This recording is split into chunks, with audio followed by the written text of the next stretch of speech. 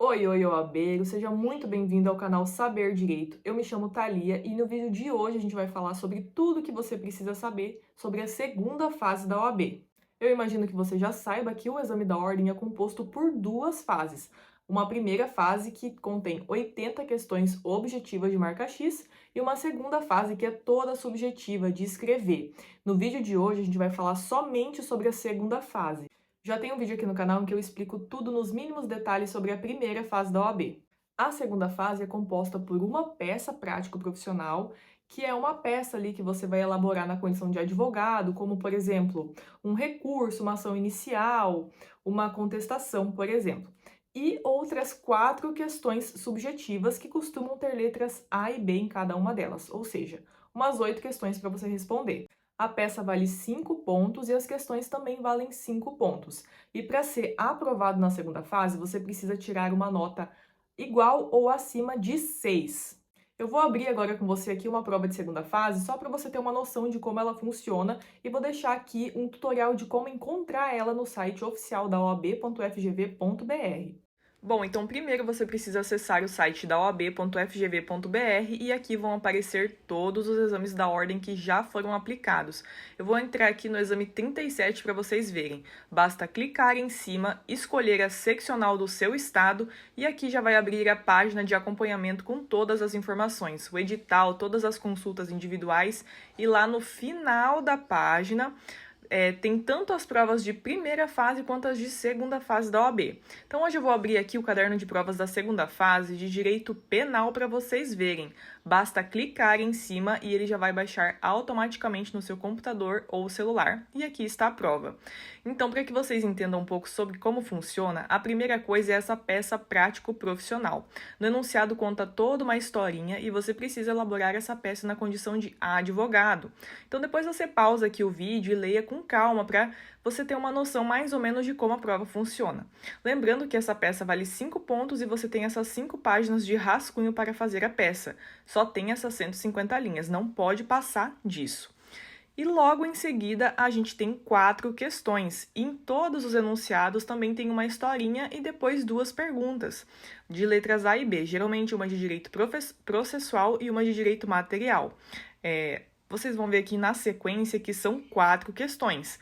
Na questão 2 também, letra A e B. Na questão 3 também, letra A e B. E por fim, na questão 4, letras A e B.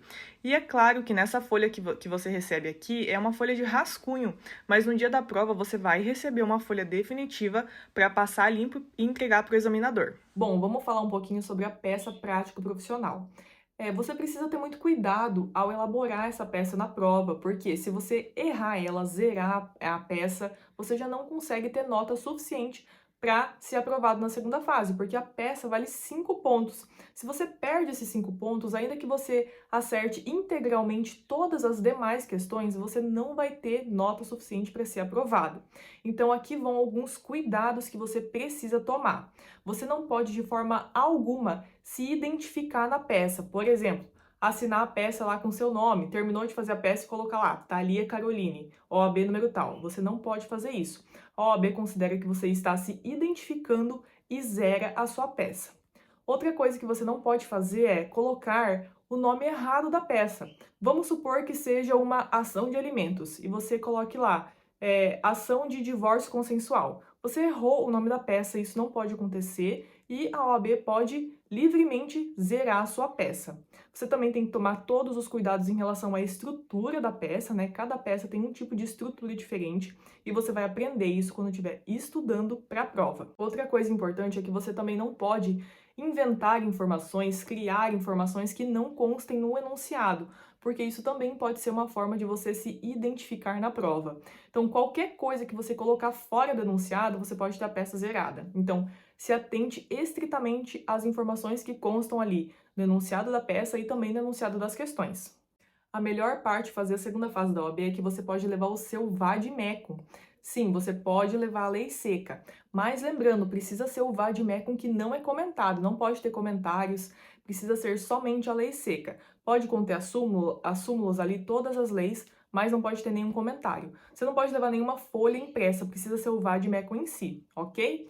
E outra coisa importante que eu sempre indico também na segunda fase, várias editoras fazem vade-mecums específicos das matérias. Então tem lá o vade-mecum de direito penal, o vade-mecum de direito civil. Eu sugiro que você compre um vade-mecum específico da matéria que você escolheu.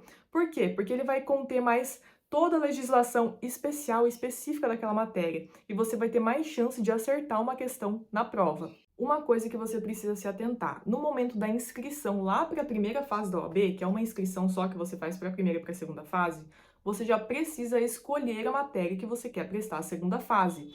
Ainda que não tenha nenhuma informação de que você já foi aprovado nem nada, você já precisa escolher a matéria. E são 7 matérias que você pode escolher: direito penal, direito civil, direito constitucional, direito administrativo, direito do trabalho, direito empresarial ou direito tributário.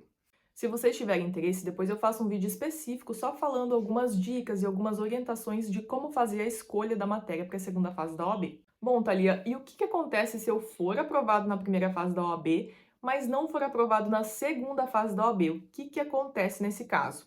Bom, você vai poder se utilizar de um recurso chamado repescagem, que é a possibilidade de se inscrever somente para a segunda fase do próximo exame da ordem, sem precisar prestar de novo a primeira fase. Então, lembrando que você pode fazer isso somente uma vez no exame subsequente. Mas como que acontece isso? Tá, você passou na primeira fase, não passou na segunda fase. Então, vai ter um edital próprio, com uma data própria, você vai ter que pagar um novo valor, que é muito menor, claro, do que aquele valor integral da inscrição da primeira fase, é mais ou menos a metade do valor, e você vai poder se inscrever somente para prestar a segunda fase do próximo exame da ordem. Essa segunda fase vai ser a sua repescagem, você tem essa única chance. Se você não passar de novo na repescagem, se você for reprovado mais uma vez, daí você não pode fazer uma segunda repescagem. Você vai precisar se inscrever novamente na primeira fase do exame da ordem e fazer as 2 provas de novo. Bom, pessoal, essas foram as informações gerais sobre a segunda fase do exame da ordem. Se vocês tiverem alguma dúvida, pode deixar nos comentários que eu vou responder todo mundo. E se você gostou desse vídeo, pode dar um like e se inscreve aqui no canal. Um beijo!